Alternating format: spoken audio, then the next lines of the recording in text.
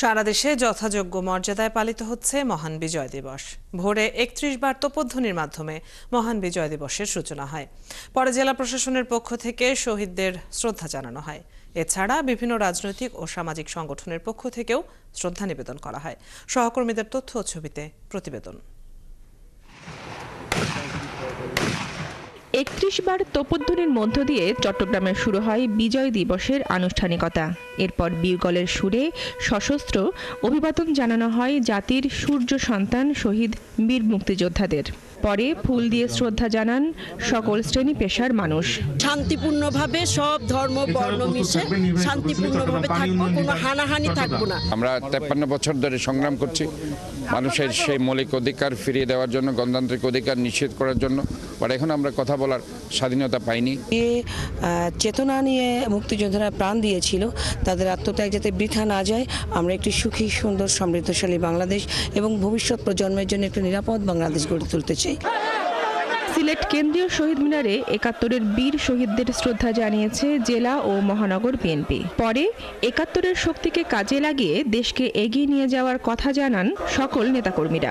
আমরা যে আশা নিয়ে এদেশের মানুষ মুক্তিযুদ্ধ করেছিল, বিগত ১৬-১৮ বছর ধরে ফ্যাসিস্ট হাসিনা কিন্তু সেই আশা গুলেবালি করেছিল। খুলনায় জাতীয় নাগরিক কমিটির আয়োজনে বর্ণাঢ্য শোভাযাত্রা শহরের বিভিন্ন রাস্তা ঘুরে। এ সময় বৈষম্য থেকে মুক্তি, গণতান্ত্রিক অধিকার ও আইনের শাসন প্রতিষ্ঠার দাবি জানানো হয়। দেশটা আগামীর পথে সুন্দর পথে এগিয়ে যাক এবং দেশে কোনো প্রকার কোনো সাম্প্রদায়িকতা না থাকুক। আমরা এই চোখের সামনে যে জুলাই আগস্টের বিপ্লব দেখেছি, বিপ্লব পরবর্তী যে সরকার, তার কাছেও মানুষের অনেক প্রত্যাশা ছিল। যে মানুষগুলো জীবন দিল তাদের প্রকৃত পরিচয় আমরা এখনো জানতে পারিনি। মানিকগঞ্জে ৩১ বার তোপধ্বনির মধ্য দিয়ে শুরু হয় বিজয় দিবসের সকাল। পরে জাতীয় পতাকা ও পায়রা ওড়ানো হয়। আয়োজনে উপস্থিত ছিলেন বীর মুক্তিযোদ্ধারা।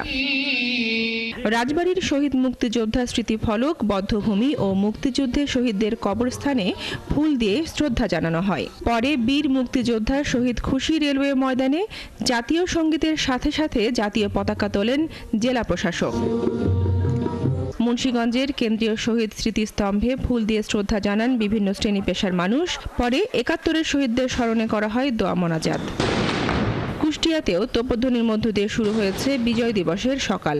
পরে শহীদদের স্মৃতিস্তম্ভে ফুল দিয়ে শ্রদ্ধা জানায় বিভিন্ন সংগঠন। কুড়িগ্রামে স্বাধীনতার বিজয় স্তম্ভে শ্রদ্ধা জানানো শেষে ১ মিনিট নীরবতা পালন করা হয়। এছাড়া বিভিন্ন শিক্ষা প্রতিষ্ঠানে আয়োজন হয়েছে ক্রীড়া প্রতিযোগিতা, সাংস্কৃতিক অনুষ্ঠানের। নড়াইলে মুক্তিযুদ্ধ স্মৃতিস্তম্ভে শ্রদ্ধা জানিয়েছে সরকারি, বেসরকারি সহ বিভিন্ন সংগঠন। পরে শহীদদের জন্য দোয়া এবং দেশ ও জাতির উন্নতি চেয়ে মোনাজাত করা হয়। বনশ্রী হালদার, ৭১।